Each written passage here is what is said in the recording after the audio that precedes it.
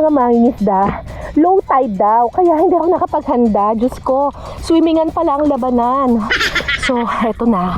Good luck sa atin.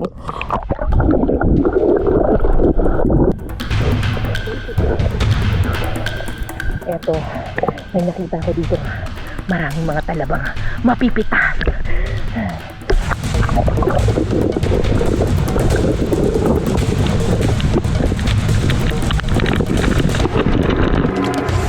Yes! Pagkatapos ng 15 minuto, nakaisang banyera na kami ng talaba. Mukhang, alam niyo, ng expert kami sa mga pangangapa sa dilim. Sir, ano ba ang pinagkaiba ng crayfish at ng lobster? Oh!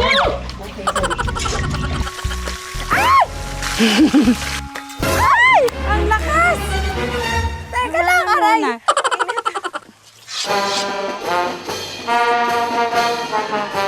Probinsyang mayaman sa kultura at kasaysayan. Sagana sa isda at iba pang seafood dahil sa mayaman nilang aquaculture industry. Magluto na tayo ng hipon! Aray! Makakasama rin nating mangisda ang kapuso actress at crush ng bayan na si Ara San Agustin. Ayan, may bangus! Gumagalaw pa siya! Gumagalaw! Gumagalaw! Gumagalaw! Ay, sorry! Oo nga, may malilikot. Ngayong gabi, magfo-food trip tayo sa Bulacan.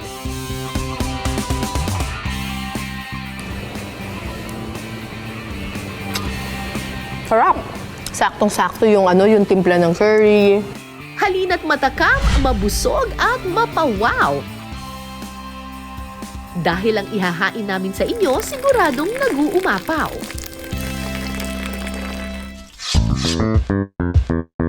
Bukod sa malalawak na sakahan sa Bulacan, meron din ang probinsyang ito na mayayamang ilog. Masaganang mga palaisdaan at iba't ibang seafood farm.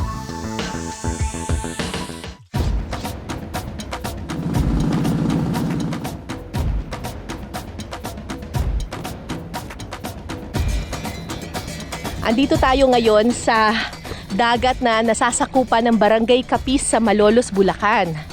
Hindi para mag-swimming-swimming, kundi para manguha ng talaba na 3 buwan nilang pinatubo dito sa mga kawayan na ito. Hindi ko nadala yung goggles ko, kaya good luck naman. Magkakapa-kapa na lang tayo dito ng mga talaba. Ay, nako. Ang sabi sa amin ng mga mangingisda, low tide daw, kaya hindi ako nakapaghanda. Diyos ko, swimmingan pala ang labanan. So, eto na. Good luck sa atin.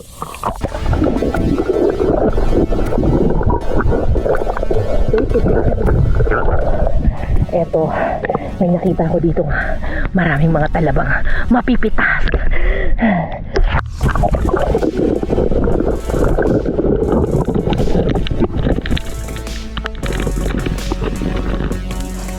Yes! Eto na ang aming banyera.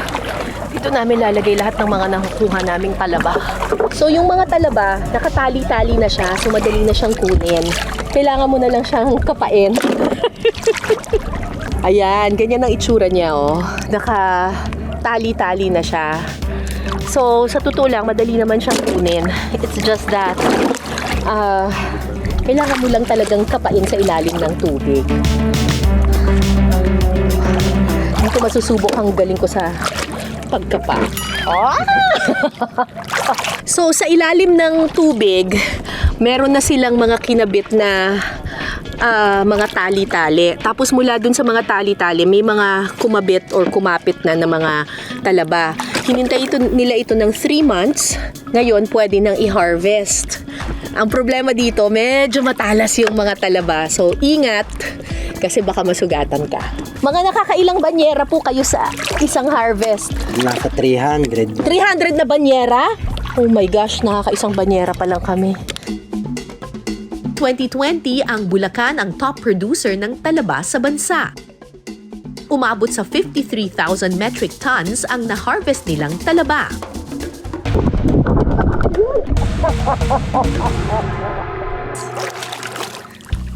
Pagkatapos ng 15 minuto, nakaisang banyera na kami ng talaba. Mukhang, alam niyo, ng expert kami sa mga pangangapa sa dilim. Pero madali lang naman kasi talaga dahil kailangan lang talaga pag nakapa mo na siya, hihigitin mo na lang siya ng ganon. Pagkatapos namin itong kunin, magtatanim kami ngayon ng mga bagong punla. Ito yung mga mismong shell ng talaba. Ang mga lumang shell ng talaba pinagsasama-sama sa isang tali at saka ilulubog sa tubig. Dito raw kakapit ang similya ng panibagong talaba. Ayan, tapos maghihintay tayo ngayon ng 3 buwan. After 3 months, pwede nang i-harvest ulit yung mga talaba na ating tinanim. Pero ngayon, dahil may isang banyerang talaba na tayong nakuha, magluto na tayo!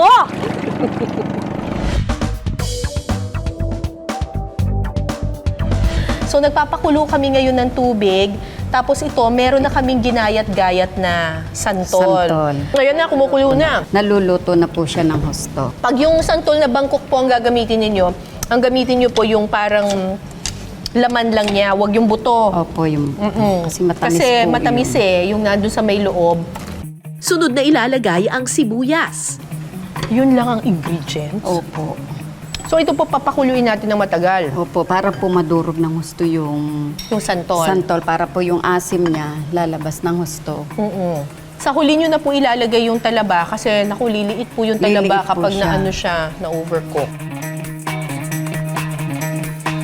Malambot na yung ating santol. Konting asin. Para po hindi.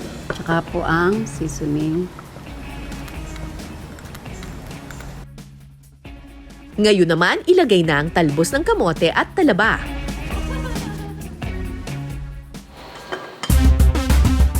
Hintayin itong kumulo ng isang beses, ready to serve na ang ating sinigang na talaba sa santol.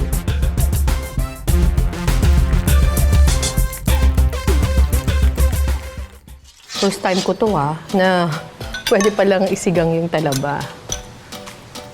Natin yung sabaw.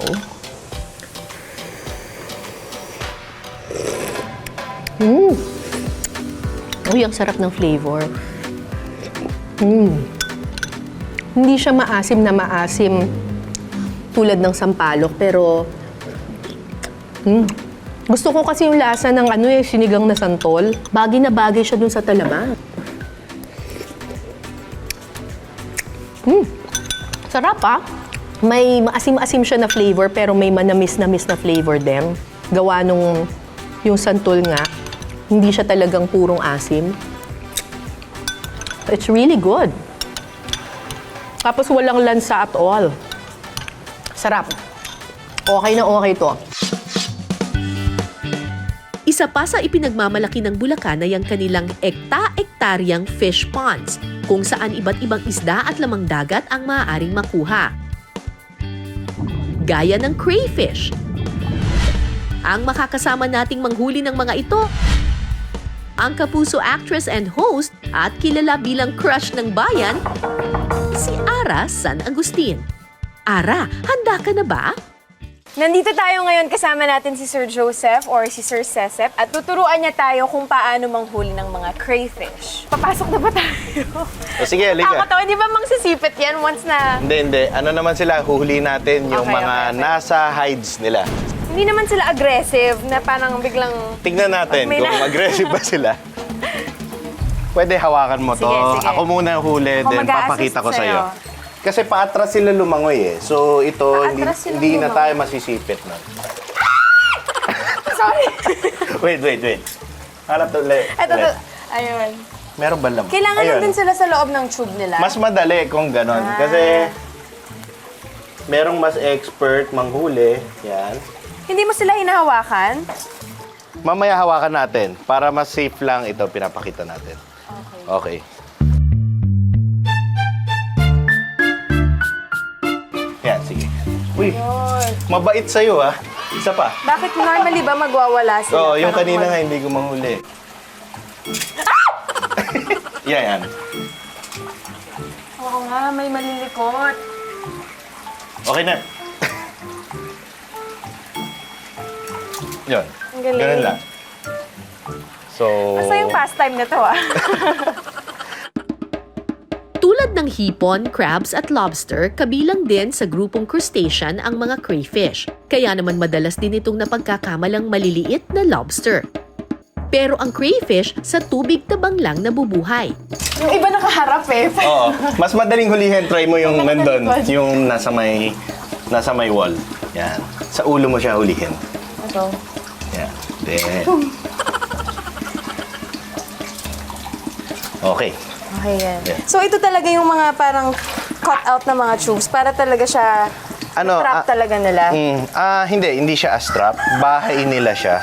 Kasi ano sila, nocturnal sila. So pag ganitong maaraw, nagtatago sila. Okay. Kaya napansin mo gusto Lahat nila sila doon kasi nandun. madilim doon.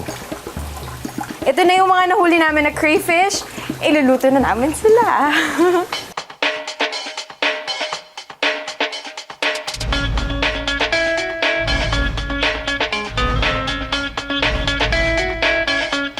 Sinimulan na namin initin yung Butter. tequila, yung butter. Yan. Yan, sakto.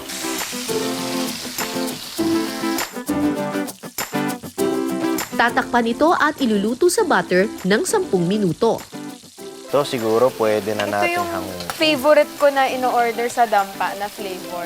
Pero never ako nakakita ng crayfish Oo, sa dampa. wala pa rin crayfish sa dampa. Hindi ako nakakakita ng So, crayfish goal sa dampa. natin siguro sa future makapag-serve tayo or makapagbigay tayo ng stocks doon sa dampa rin.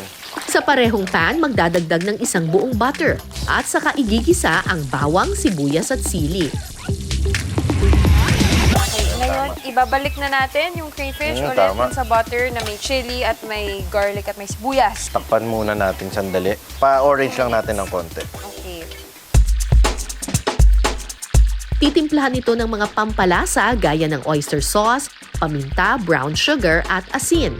Pagkatapos ng 5 minuto, Ready na yung ating chili buttered garlic crayfish.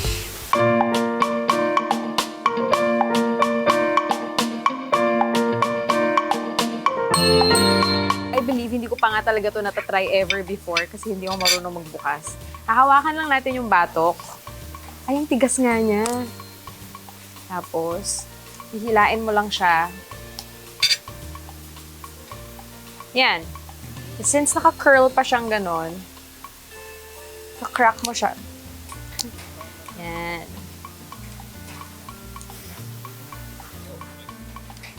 Moment of truth.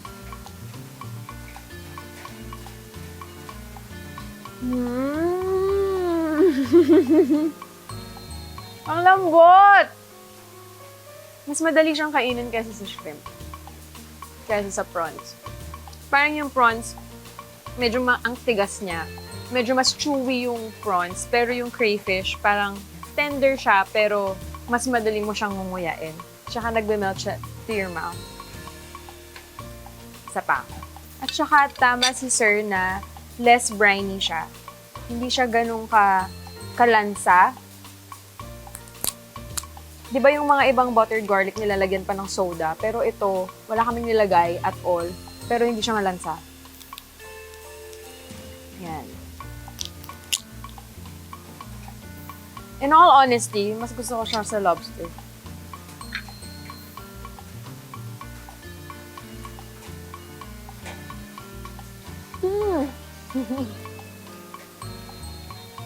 Ang sarap. Pakibalot na nga yung mga niluto namin. Naginayin sa pan namin. Ang sarap! I'm happy.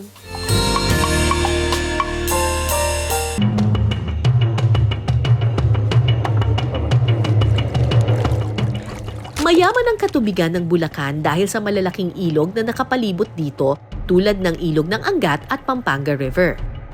Naging bahagi na rin ng kultura ng mga Bulakeños ang hanap buhay sa pamamagitan ng mga yaman na nakukuha sa katubigan. So bukod sa mga talaba, may nakukuha rin dito mga alimasag at saka mga hipon. At ito, tinanim na nila ito kagabi, no? Kagabi po. Kagabi. Ang tawag dito ay dragon Bubo. bubo.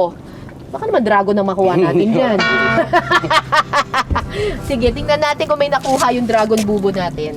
Bakit dragon bubo ang tawag? Mahaba po kasi. Mahaba kasi mukhang dragon. Ganon. Ayun. Uy, may nahuli. Ay, pero parang ang liliit. Parang mga swahe ba to? Hipong puti. Hipon. Pero ang liliit. Yun lang. Diyos ko, kasi hinaba-haba ng dragon natin. Ang konti nang nakuha. Ang lungkot! Marami pa po yan, ma'am. Ito meron sa ilalim!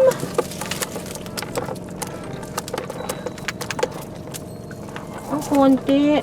Pag naipon po, marami. Marami po kasi yung dragon na yan. So, ito lang yung nakuha natin. Pero marami pa naman daw nakatanim doon na dragon bubo. Pero ito lang yung, ang init na kasi. Kaya bumalik na tayo. Pwede na tayong maiulam dito. Magluto na tayo ng hipon. Aray! So ito yung mga nakuha nating hipon kanina. Ang gagawin natin ngayon dito ay curry. Tama po ba, Ate Helen? Curry na hipon.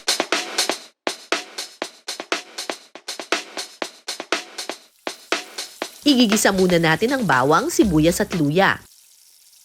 Pero ba't niyo po naisip na gumawa ng hipon tapos curry ang sauce? Parang mabago-bago naman. Aha. Kasi maraming klase yung luto. Sinigang, may nilasing na hipon. Sunod na ilalagay ang carrots at patatas. Igigisa ito hanggang sa lumambot. Hipon na po ang Hipon. susunod? Talaga po. Tatlong klase itong hipon na to. Tatlong klase po yan? Ano po yung mga yun? Sugpo, ito. Sugpo ito. Sugpo Yan, sugpo. Oo. Tapos? Ito, hipon puti. Aha. Tapos? Ito yung swahe. Ayan ang swahe. Ito ang hipong uluhan. Yan. Uluhan. Ito tawagin uluhan. Kasi malaki yung ulo. Oo. Sa amin sa Pampanga, ulang ang tawag. Ay, ulang, dyan. oo. Oo. Apat na klase pala ng hipon ito. Anong pinakamasarap dyan? Yung sugpo, swahe, puti, o uluhan? Swahe. Swahe ang pinakamasarap. Kaya lang, ang sugpo pinakamahal. Sunod na ihahalo ang bell pepper at gata. At syempre, curry powder. Titimplahan din ito ng paminta, seasoning at asin. At saka dadagdagan ng tubig at siling haba. Hintayin lang itong kumulo at tapos na ang ating shrimp curry. Alright. Bago to sa aking panlasa, shrimp curry. Tikman na natin itong shrimp curry. Malinamnam Pwede pala ang ang curry sauce sa shrimp. Saktong-sakto lang yung linamnam nung curry at ng gata. Bagay na bagay siya dun sa fresh na shrimp na maalat-alat pero manamis-namis yung yung lasa. Iba talaga kapag fresh yung shrimp kasi ang dali niyang banlatan. One last. It's very good.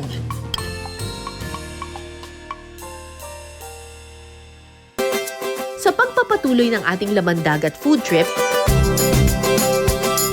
Ang cute nitong mga alimango na nakuha natin. Ang gagawin natin ngayon ay miswa patola na ang panlasa ay alimango. Alimango. kapag mainit ng mantika, igigisa ang bawang at sibuyas. Yung miswa patola, comfort food siya ng maraming Pilipino. Ako usually kapag nag-miswa patola, ako nilalagyan ko siya ng meatballs. O kaya naman minsan, ang panlasa ko ay hipon. Pupulahin po natin ito ng para po kumapit yung lasa niya. Sunod na ilalagay ang tubig at pakukuluin ito ng ilang minuto. Kapag kumulo na, pwede nang ilagay ang mga alimango, sunod ang patola. Titimplahan ng asin at seasoning. Huling ilalagay ang miswa.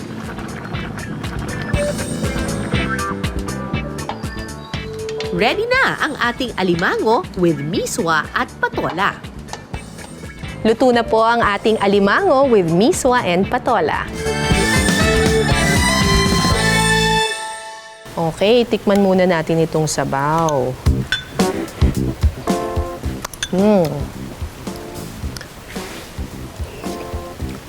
Comfort food talaga yung miswa patola.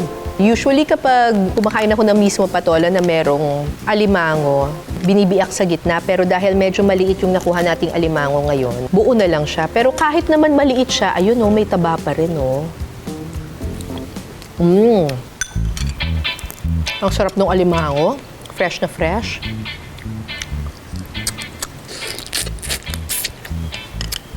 Bagay na bagay yung lasa ng alimango dun sa miswa at patola. Kailangan magtiyaga ka lang sa pagsipsip. Kasi maliit siya. Pero kahit maliit siya, malasa siya. Yan. Uy, ayun buong-buo, fresh na fresh. Panalo. Samantala, kumustahin naman natin ang crush ng bayan na si Ara San Agustin. Hello mga kapuso, it's Ara San Agustin and nandito po tayo ngayon sa Bulacan, Bulacan. Ang Bulacan ay kilala sa kanilang mayamang aquaculture, kaya naman today, samahan niyo ako na manghuli ng mga bangus. Hi, Ate Mercy! Hello. So nag-grow sila dito ng mga bangus, tilapia, alimango. Pero today, papakita ni Ate Mercy kung paano kumukuha or paano nag-harvest ng mga bangus. Dito. Paano niyo po malalaman kung kailangan niyo na po sila 4 to 5 months pwede na siyang i-harvest. Sa pag-harvest ng bangus, gumagamit sila ng net na kung tawagin ay pante. Eto na, hihilain na natin yung mga nakuhang bangus. Ayan, may bangus! Ito po. Gumagalaw pa siya! Gumagalaw! Ay, sorry! Ito na. Gumagalaw pa siya! Paano ko po siya tatanggalin sa net? Ganun lang. Hihilain lang siya? Paano ba sisira? Umaaklas pa siya. Parang mahirap yung tanggalin. Buhay pa siya! Normally, mga ilan po nahuhuli niyo, kunyari, kapag harvest po niyo? 1,000 tons. Pwede ding 500 kilos, ganun. 1,000 kilos. Ito na yung mga nahuli nating bangus. Lahat to kanina lang nahuli, fresh na fresh. Kapag fresh daw ang bangus, medyo firm pa siya. Ngayon ko lang natutunan yun. Oo, medyo matigas pa siya. Samahan niyo naman akong iluto itong mga nahuli nating bangus. Kakahiyaman po, pero hindi po ako marunong magkalis-kis. Pwede niyo po ba akong turuan? Ayun. Sige po. Kakayudin mo lang siyang ganon. Okay. Yan. Trabaho pala magkaliskis ng bangus. Miss Mercy, carry na ba to? Darin pa to? Tatanggalin mo pa doon. Okay. Nakatakot. Baka kasi mahiwa ko yung laman, masisira. Hindi, pag fresh naman siya, matigas yung laman. Okay. Pagkatapos kaliskisan ng bangus, sunod naman itong hihiwain at tatanggalan ng malaking tinik.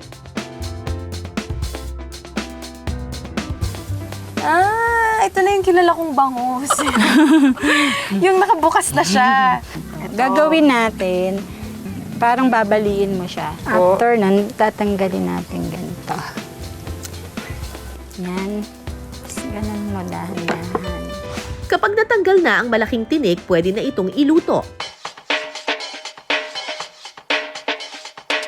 Titimplahan muna ang mga hiniwang bangus ng asin at seasoning.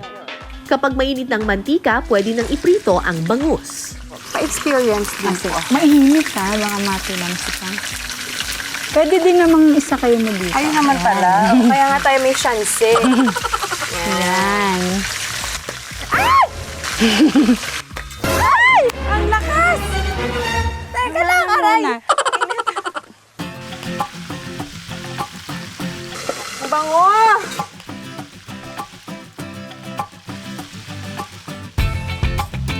Di ba kumurot?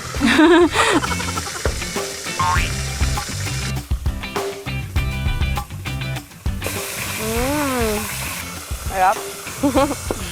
Ano yung kanin? Ngayon naman gagawin na namin yung steak. Unang gagawin ni Miss Mercy, ifa-fry niya muna yung mga sibuyas na konti. pang-garnish. Lahatin na natin. Ipiprito lang ito ng ilang minuto at saka ise-set aside. Sunod na magigisa ng bawang at sibuyas na pula. Saka ilalagay ang napritong bangus. Tapos, lalagyan na natin ng konting toyo.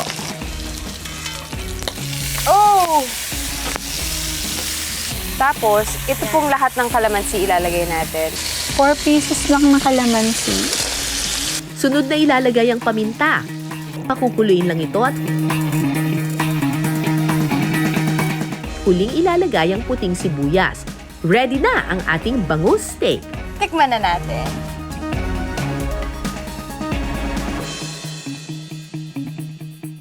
Napakasimple lang ng recipe na to. Parang ang pinakamatagal na nangyari was yung nagprito tayo ng isda. The rest, napakabilis lang.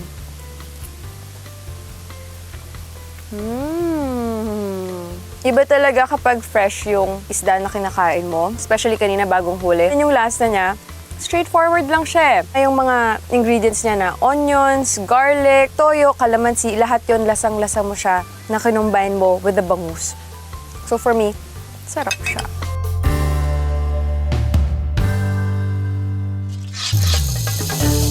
Ang yaman ng katubigan ng probinsya ng Bulacan, hindi lamang biyaya ng kalikasan.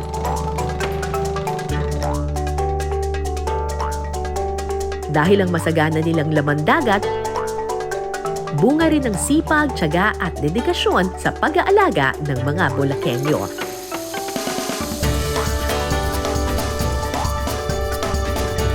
Hanggang sa susunod nating kwentuhan at salo-salo, ako po si Cara David. Ito ang Pinas Sarap. It's really good.